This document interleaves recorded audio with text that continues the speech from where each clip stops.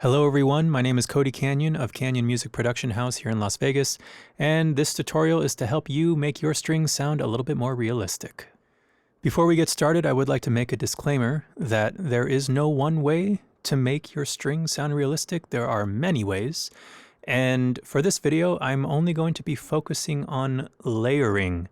Obviously, every library comes with many automated features that you can use and utilize to bring life to your strings.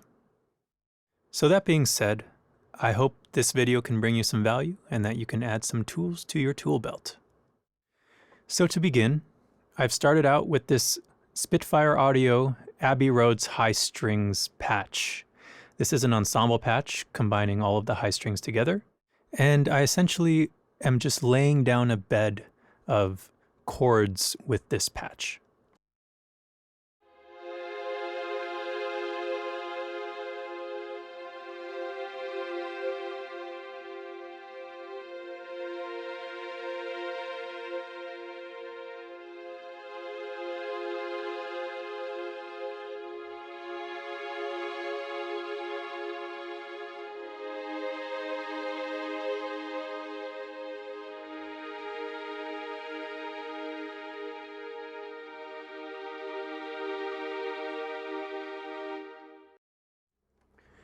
All right, as you can see, that was a very basic chord progression, nothing fancy. Here's the data that I used, and I did some custom automation for the modulation to give some expression and emotion to the sound here. So moving on, now I've brought in 16 first violins, 12 second violins, and 12 celli. I used this library as a good starting point for all of my compositions. It's not too big and washy, and it's small enough to really hear the detail of the sound. And the library that I am using is the Spitfire Professional Studio Strings library.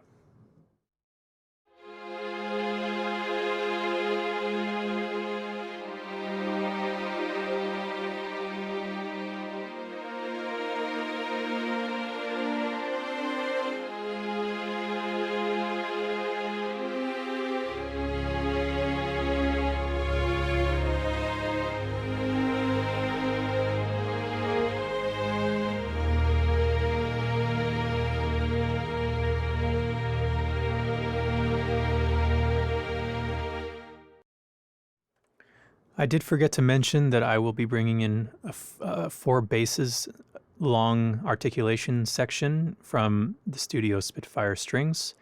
In octaves, I have the cello line doing this, the second violins doing that, and the first violins doing this line here. Let me open up this library for you so you can see kind of how I'm structuring my mic settings.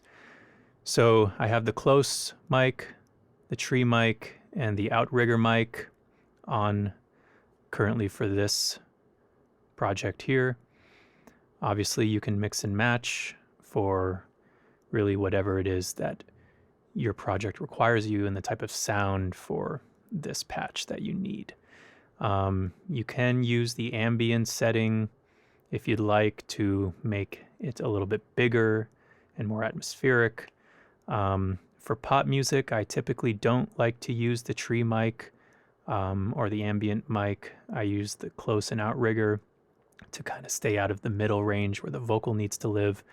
And so just using the close and outrigger mic tends to make a nice spread for the sound. All right, so I have done the same thing to each of the sections. I have customized the mics to make a nice full and rich sound. For the next layer, I'm going to be bringing in the symphonic sections. So the library I'm using is Spitfire Audio's Abbey Roads high strings and Abbey Roads low strings sections. And I'm essentially just mirroring the two. So I'm just copying the data down. Here's the patch I'm using. I'm using the Mix 1 knob for this one. And this Mix 1 is great for lush, rich passages. So I chose this one because I really want the first violin line to really soar so that you can really hear the depth and richness. The vintage mic is great for setting it into a more scoring style stage setting. So let's take a listen now that I have brought in each section's symphonic counterpart, and we'll listen to what kind of texture it brings.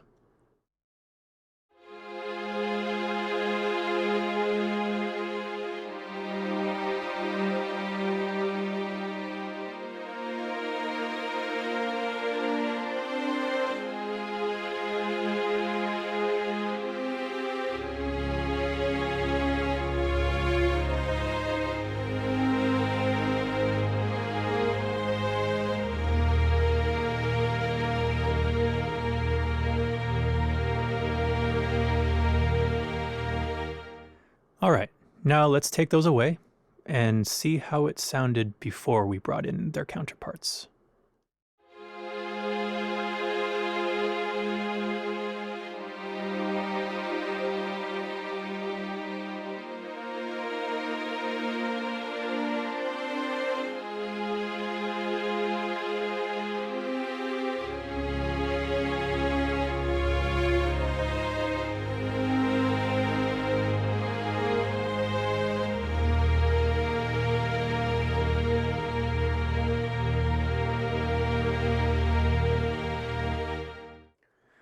All right, moving forward, I'm now going to be bringing in a solo section for each group of instruments that I have spare the basses.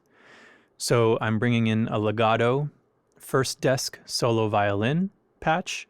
I'm going to be bringing in a long articulation for the progressive solo violin and a legato patch for the solo cello.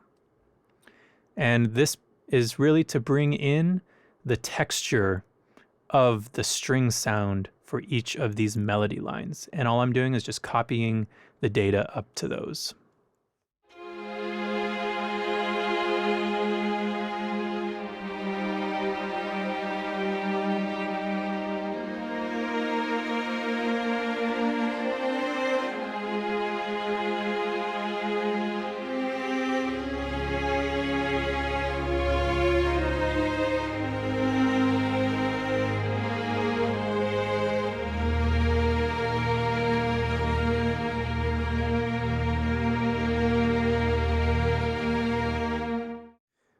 I like bringing in these solo strings because you get a lot more detail and definition in the playing sound of the bow against the string. There's a lot more expressiveness and ability to automate expressiveness.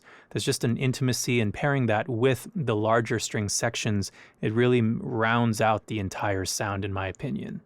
So let's do another comparison here.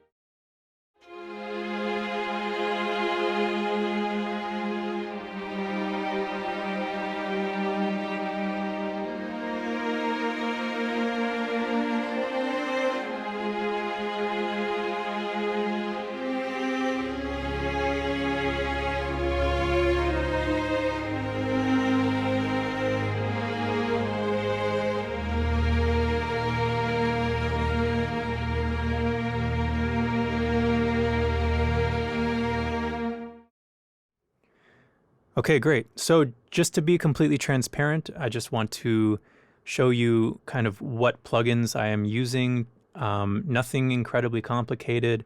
I have all the strings going to a bus, and I have this EQ at 60 hertz just to take out some of that mud for this presentation. And I'm using a V compressor from Waves to kind of glue the strings together. I'm getting about 3 dB of compression for this. So nothing insane, just a nice little bit of glue. And beyond that, I have all of the strings routed to a bus, a Sens aux, and I'm using the Pro R, the FabFilter Pro R reverb for this at the Concert Hall Vienna setting. And I've just done a little bit of EQ cutting in the lower frequencies to get rid of that mud in the reverb.